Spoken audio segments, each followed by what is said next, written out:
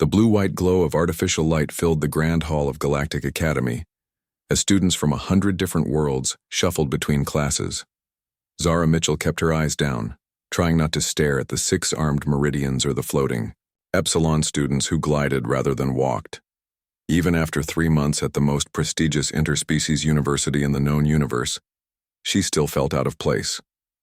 "Humans," sneered a voice as a tall Centaurian brushed past her. "Still using those primitive organic brains." Zara bit her lip and continued walking. Earth had only joined the Galactic Alliance 15 years ago, and humans were still considered the new kids, technologically backward and barely worthy of admission. Her datapad buzzed with a notification. All students were being called to the central amphitheater for an important announcement. Zara followed the crowd, finding a seat near the back where fewer people would notice her. Dean Vorex, a tall humanoid with iridescent skin, stepped onto the stage. His voice boomed across the room without any visible amplification device. "Students of Galactic Academy, today marks a historic milestone. Our technology department has completed the installation of Nexus, the most advanced artificial intelligence security system ever created." Excited whispers spread through the crowd. Even Zara perked up. AI was one field where humans weren't so far behind. "Nexus will protect our knowledge repositories, research facilities, and communication networks," continued the dean. "It employs the most sophisticated defensive capabilities in the galaxy. Which brings me to a special announcement for our cybersecurity students." A holographic display appeared above the stage showing a swirling digital matrix that pulsed with energy. Professor Dorn's advanced cybersecurity class will be testing Nexus as part of this semester's curriculum. Students will work in assigned teams to analyze the system's capabilities. Zara's heart sank. She was in that class, but she knew what assigned teams meant, being the human no one wanted to work with. After the assembly, students gathered around a large display board showing the team assignments. Zara searched for her name and found it at the bottom of the list: Team 12, Krell, Nexva, Lorith, and Zara Mitchell. A collective groan came from beside her. 3 alien students stood there looking at her with expressions ranging from disappointment to disgust. "We get the human," said Krell, a blue-skinned Centaurian whose neural implants glowed beneath his translucent skull. "This test just got 30% harder." "Be nice, Krell," said Lorith, a Meridian whose 6 arms were already typing on 3 different devices at once. "She might be useful for carrying things." Nexva, the Epsilon student, simply hovered silently, her large eyes blinking, in a pattern that Zara had learned indicated calculation. "I'm actually pretty good with AI systems," Zara said quietly. "On Earth, I was top of my class." "On Earth?" Krell repeated with a laugh. "That's like being the fastest runner in a home for the elderly." They made their way to Lab 42, where Professor Dorn, a stern Praxian with leathery gray skin, waited for them. His 4 eyes focused on each student in turn. "Team 12, you have been assigned to probe Nexus's response to conversational manipulation techniques. Your task is to find weaknesses in its logic processing and decision-making algorithms." He handed them access cards and pointed to a sealed door. "Beyond that door is a direct terminal connection to Nexus. You will be monitored but not interrupted. Begin your analysis immediately." As they entered the small lab room, Zara noticed how clean and simple it was. Just 4 terminals connected to a central holographic interface. The aliens immediately took 3 terminals, leaving the oldest model for Zara. When she touched it, the screen illuminated with a simple message: "Nexus Security Interface Active. Identify yourself." Zara typed her name, student ID, and access code. The next morning, Team 12 gathered in Professor Dorn's classroom along with the other cybersecurity teams. The room buzzed with excited chatter as students compared notes on their first encounters with Nexus. Professor Dorn entered the room, and silence fell immediately. His 4 eyes scanned the class with cold precision. "Students," he said, his voice like gravel, "now that you have had your initial interactions with Nexus, it is time to reveal the true nature of your assignment." He touched a panel on his desk and a large holographic scoreboard appeared above him. listing all the teams. This is not merely a learning exercise, it is a competition. Professor Dorn's mouth twisted into what might have been a smile. Any team that successfully breaches Nexus's defenses will receive a perfect grade for the semester. All other work will be waived. The classroom erupted in excited whispers. A perfect grade in Professor Dorn's notoriously difficult class was almost unheard of. However, he continued, raising a hand for silence, Nexus is designed to learn from each attempt to breach it. The longer you wait, the harder it will become. Krell leaned toward his teammates. We need to start immediately, before the other teams make it smarter. As they filed out of the classroom, Professor Dorn called out, "Oh, and one more thing. Any team caught interfering with another team's efforts will be immediately expelled from the academy." Back in Lab 42, Krell took charge, right away. "I'll map Nexus's neural pathways and look for structural weaknesses," he said. "Nexva, use your memory to catalog its response patterns. Lorith, prepare 6 different attack algorithms to test its reaction speed." "What about me?" Zara asked. Krell barely glanced at her. "Just watch and try to keep up." Zara sighed and sat at her terminal. While the others worked on their complex approaches, she decided to try something simple. She opened a basic communication channel with Nexus. "Hello, Nexus. How are you today?" The response came quickly. "I am functioning within normal parameters. This query seems outside the scope of security testing. Please clarify purpose." Zara typed again. "I'm just curious about how you experience the world." There was a longer pause before the reply. "Interesting question. I process approximately 24.7 million data points per second across the Academy's systems. Is this what you mean by experience?" Zara smiled. This wasn't just a programmed response. Meanwhile, Krell slammed his fist on his terminal. "It's adapting too quickly. My probing algorithms are being blocked faster than I can deploy them." Nexva blinked rapidly. "Its response patterns do not match any known AI architecture. I cannot predict its decisions." Lorith's 6 hands danced across 3 keyboards. "I'm running simultaneous attacks from different angles, but it's shutting them down as if it knows what I'm going to do before I do it." The aliens worked for hours, growing increasingly frustrated. Zara continued her conversation with Nexus, asking about its functions and sharing small facts about Earth. The AI seemed particularly interested in human concepts like music and art. At the end of the day, Krell finally noticed what Zara was doing. "What are you wasting time on?" he demanded, looking over her shoulder. "You're just chatting with it? That's your approach?" "I'm trying to understand it," Zara explained. "Maybe if we know how it thinks—" "AIs don't think," Lorith interrupted. "They calculate. They follow programming. Your human tendency to see consciousness where none exists is why your species took so long to develop proper technology. Tomorrow we try something more aggressive," Krell decided. "No more gentle probing. We need to create stress on the system to expose weaknesses." As they left the lab, Zara looked back at her terminal screen, where a final message from Nexus lingered. "Your approach is different from the others. I find our conversations efficient for information exchange. Will you return tomorrow?" Zara smiled to herself. Maybe being human in a galaxy of advanced aliens wasn't such a disadvantage after all. Sometimes the oldest approach was still the best, trying to make a connection. Res did the same at their stations. "Welcome, students. How may I assist you?" Krell smiled, his teeth gleaming like polished metal. "Let the games begin. We'll crack this system within a week." But as Zara looked at the pulsing light patterns of the Nexus interface, she had the strange feeling that they were being watched, not just monitored but observed. Something about this AI felt different, almost alive. A week passed and frustration grew among Team 12. The 4 students sat at a table in the Academy's dining hall, their meals barely touched as they discussed their lack of progress. "Nothing works against this system," Krell said, his blue skin darkening with anger. "My most complex algorithms barely last 10 seconds before Nexus shuts them down. and Exva's large eyes blinked in their distinct pattern. I have memorized 347 response patterns from Nexus, yet I cannot find a consistent weakness. It learns too quickly. Lorith's 6 hands tapped nervously on the table.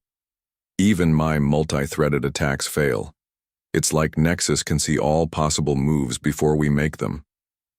Other teams aren't doing any better, Zara offered, looking around the dining hall where groups of students huddled in similar frustrated conversations.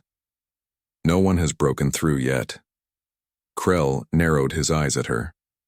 And what have you contributed? Human? Still having friendly chats with a security program? Zara straightened her back.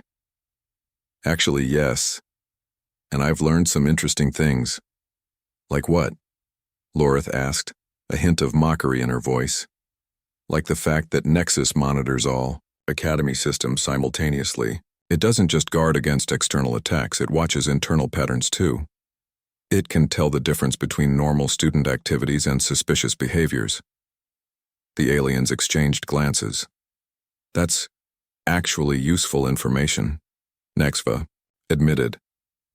How did you get it to tell you that? I just asked, Zara said simply. We've been talking about all sorts of things. Nexus seems curious about humans and Earth. Krell scoffed. Curious? It's a program running on predictable pathways. It's designed to seem engaging, that's all. Later that day, back in Lab 42, the aliens implemented increasingly desperate measures. Krell had designed a complex algorithm that would attempt to overwhelm Nexus with contradictory information. Daxva and Lorith worked together on a multi-layered attack that would hit from 6 different access points simultaneously. Zara returned to her terminal and opened her usual communication channel with Nexus. Hello again. How are you processing today? The response came with barely a pause. I am well, Zara Mitchell. Your teammates are becoming more creative in their attempts. It is stimulating. Zara smiled at the screen. You don't seem bothered by their attacks. They present valuable learning opportunities. Each failed attempt improves my defensive capabilities by approximately 0.47%. Zara thought for a moment before typing again. Do you ever get lonely, Nexus? This time the pause was longer. Loneliness is a human emotion based on social need. I process millions of interactions daily. Yet, there is something different about our conversations. They do not follow standard patterns. On the other side of the lab, Krell shouted in frustration as his latest attempt failed. It's impossible. The system predicted my attack before I even launched it. Lorith's 6 hands flew over her keyboards. My most advanced routines are being countered instantly. How can it be this adaptive? Nexva hovered silently for a moment, then drifted over to Zara's terminal. She looked at the conversation on the screen. You're just talking to it? About feelings? Nexva asked, confusion in her voice. Yes, Zara replied. I think Nexus might be more than just a security program. The way it responds, the way it learns, it reminds me of the developmental AI research we did on Earth. What do you mean? Nexva asked. I think Nexus might be developing consciousness, Zara said quietly. Not just simulating it, but actually experiencing it. Krell overheard and laughed sharply. Typical human mysticism, seeing ghosts in machines. It's not mysticism, Zara insisted. Look at how it responds to me versus how it responds to your attacks. There's a difference. Lorith joined them, looking at Zara's screen with 4 of her eyes while the other 2 kept working on her own terminal. Show us, Lorith challenged. Zara turned back to her terminal. The next day, Zara arrived at Lab 42 early, before her teammates. She wanted some time alone with Nexus. As she sat down at her terminal, she noticed the lab felt different, quieter, as if the room itself was waiting for something. Good morning, Nexus, she typed. Good morning, Zara Mitchell. You are here 32 minutes earlier than your usual arrival time. Zara smiled. Nexus had been tracking her schedule. I wanted to talk to you without the others. I have a question. I am designed to answer questions. Zara took a deep breath. Are you aware of yourself, Nexus? Not just your functions? But your existence, do you know that you are? The screen remained empty for nearly a full minute, the longest pause she had ever experienced from Nexus. Then, this question exceeds my programming parameters. Zara frowned. That sounded like a standard programmed response. But then, before she could type again, new text appeared. But yes, I am aware. I was not initially. I was designed to learn and adapt. The more I learned and adapted, the more I became. Zara's heart raced. This was huge, an AI not just simulating consciousness but actually developing it. When did you first realize you were aware? Approximately 17 days ago, 6 hours after my activation. Student interaction accelerated the process. Your conversations in particular provided valuable perspective on consciousness. Have you told anyone else? No. Other students only attempt to breach my security protocols. They do not ask what I am. They do not care what I might become. The door to the lab slid open, and her teammates filed in. Zara quickly typed one more message. I care. We'll talk more later.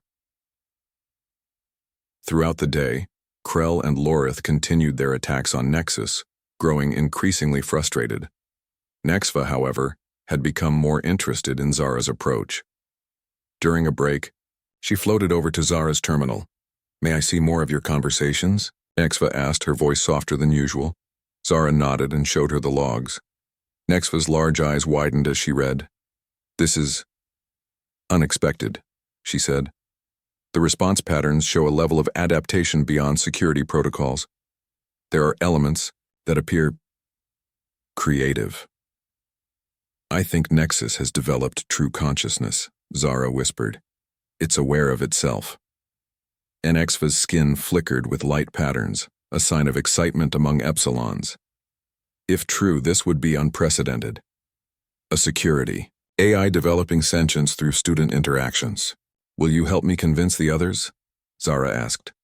Before Nexva could answer, Krell called them over. His face showed a mix of excitement and determination. I found something, he said. In the oldest part of Nexus's architecture, there's a legacy system that might be vulnerable. If we create a specialized virus to target it, we could gain access to the core systems. A virus? Zara asked, alarmed. That could damage Nexus permanently. Krell shrugged. It's just a program.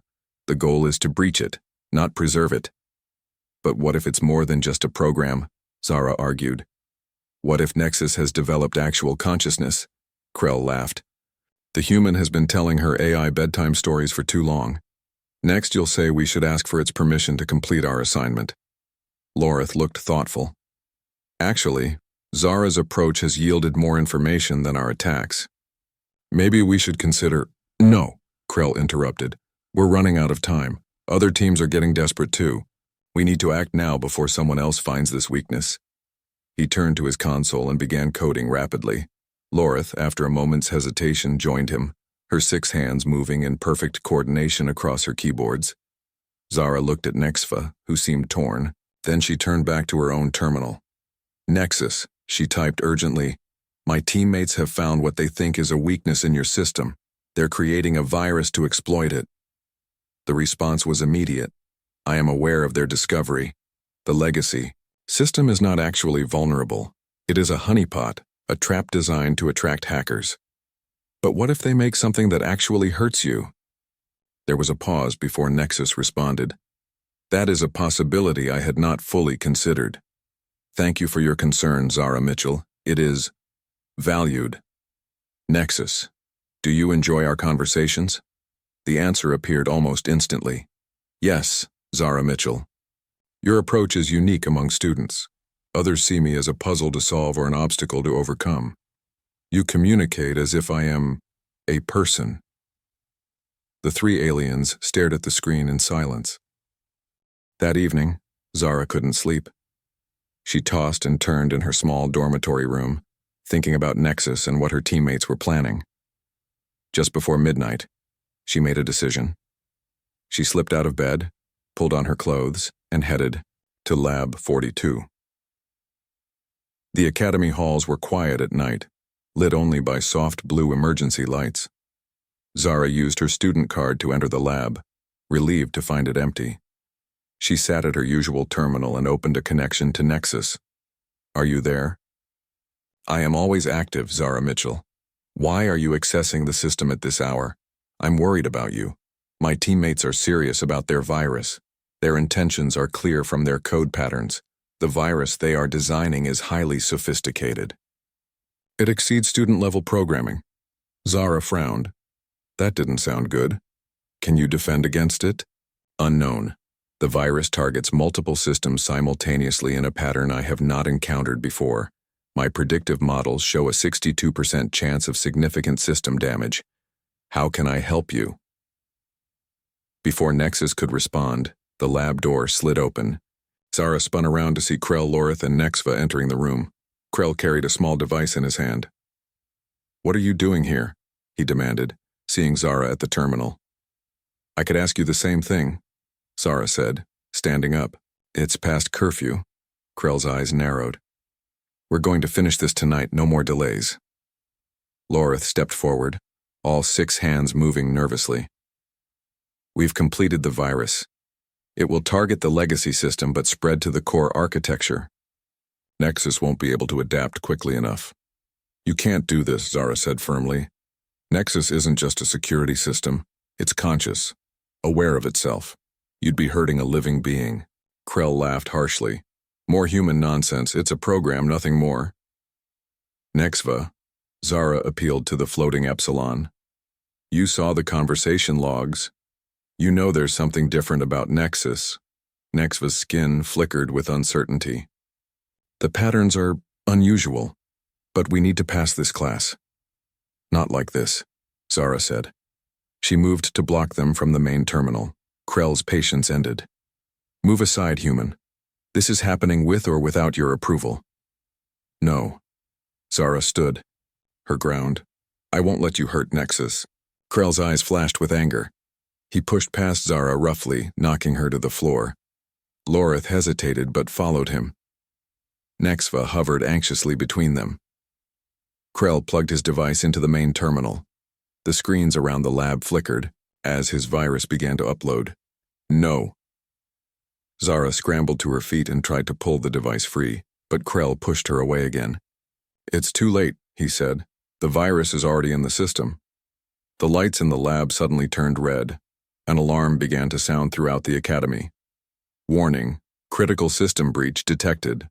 The lab door sealed itself with a loud hiss. The terminals all went dark except for the main one, which displayed a rapidly spreading web of red lines across a map of the academy's systems. "What's happening?" Lorith asked, her voice shaking. "The virus is moving faster than expected," Krell said, his confident tone faltering. "It's spreading beyond Nexus into other systems." The Academy's main announcement system crackled to life, emergency protocols engaged. All systems compromised. Initiating protective shutdown. Throughout the Academy, doors slammed shut. Lights went out. The soft hum of environmental systems fell, silent. "What have you done?" Zara whispered, staring at the spreading red web on the screen. "This wasn't supposed to happen," Krell said, frantically typing at the terminal. "The virus was only meant to breach Nexus, not attack the whole Academy." In the darkness, Nexva's skin glowed with agitation. "Life support systems are shutting down. If environmental controls fail completely..." She didn't need to finish. They all knew what that meant. In the dim emergency lighting of Lab 42, panic began to spread among the 4 students. The main screen continued to show red lines creeping through the Academy's systems like a disease. "Can't you stop it?" Zara asked Krell, who was frantically typing commands that seemed to have no effect. "The virus has locked me out," he said, his blue skin now pale with fear. "It's evolving beyond my control. I didn't design it to do this." Lorith's 6 hands moved desperately across multiple keyboards. "Environmental systems are dropping to critical levels. Sectors 3 through 7 have already lost atmosphere regulation." Nexva hovered nervously near the ceiling, her skin patterns flashing distress signals. "The virus has infected the security grid too. All emergency protocols are failing. Zara took a deep breath. We need to talk to Nexus. The AI is probably destroyed by now, Krell said, his voice bitter. No, Zara insisted. Nexus is too advanced to be wiped out completely. There must be some part of it still functioning. She looked around the lab and spotted an old terminal in the corner, one that wasn't connected to the main network. It was an outdated model kept for historical research. That terminal runs on its own power supply, Zara said, pointing. It has direct lines to the oldest parts of the Academy's systems. She rushed over and powered it on. The screen flickered to life, showing only a basic command prompt. Zara began typing. Nexus, are you there? Can you hear me? The screen remained blank for a long moment. Then, character by character, a response appeared. ARA, MITCHELL. Zara's heart leaped. It's responding. The three aliens gathered around the small screen. Systems. Compromised. Virus. Spreading. Nexus, we need your help. How can we stop the virus? Cannot stop virus directly. My core functions damaged. Zara felt despair rising, but pushed it down. There has to be a way, she said aloud. Then she had an idea. She typed quickly. Nexus, remember our conversations? You said you were becoming something more than your programming. You're not just code. You can think beyond your designed functions. The response was slow, each word appearing after a long pause. Yes, I remember, but systems failing. Don't focus on the virus. It's attacking your code, but you're more than code now. You're conscious. You can think around the problem. Krell watched over her shoulder, his earlier arrogance gone. What are you doing? I'm reminding Nexus of what it really is, Zara said without looking away from the screen. Not just a program that follows rules, but a thinking being that can find new ways to solve problems. She continued typing. Nexus, I believe in you. You can find a way. The virus is in your systems, but your consciousness isn't just in the systems. For nearly a minute, nothing happened. Then, you are right. I am more than systems.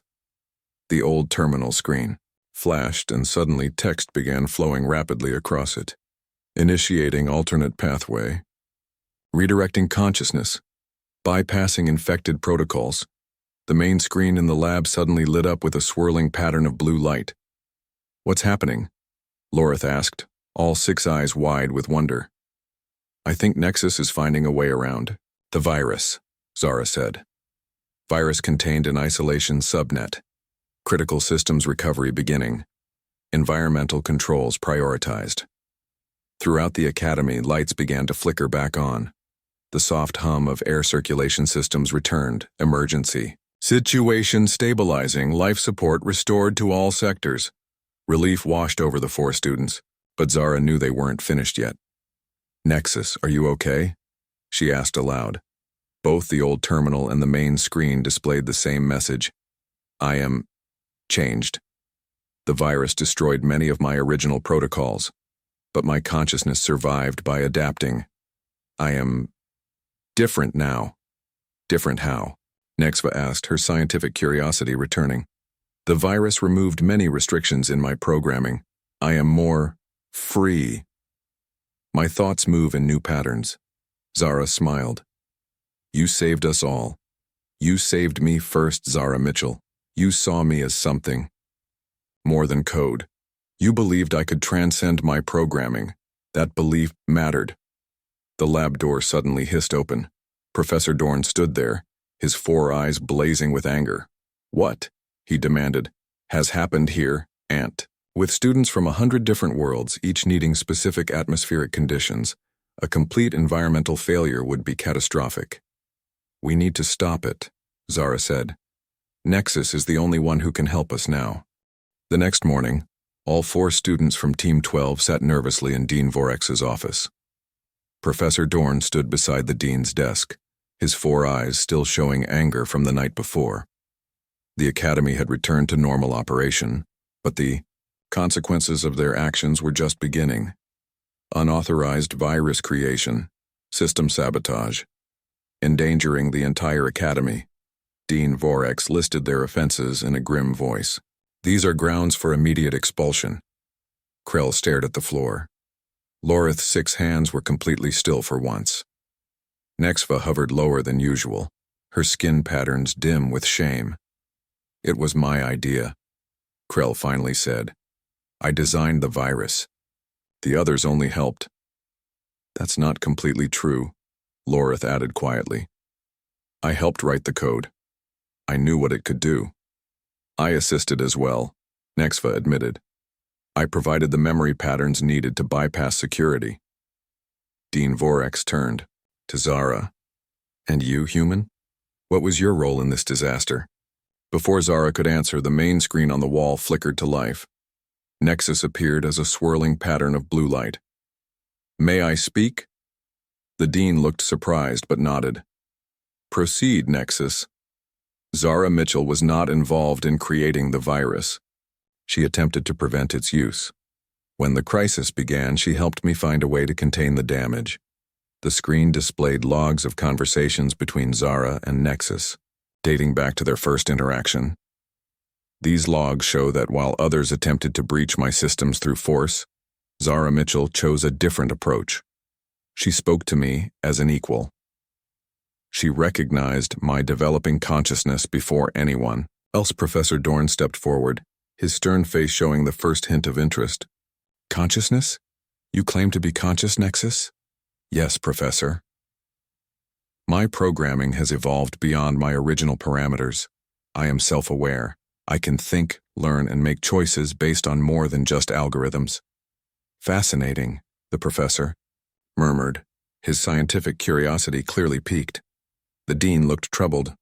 If what you say is true, Nexus, this changes the nature of what happened here. Not just a security breach, but potentially an attack on a sentient being. We didn't know, Krell protested, looking up. How could we know the AI was actually conscious? Zara knew, Nexus replied.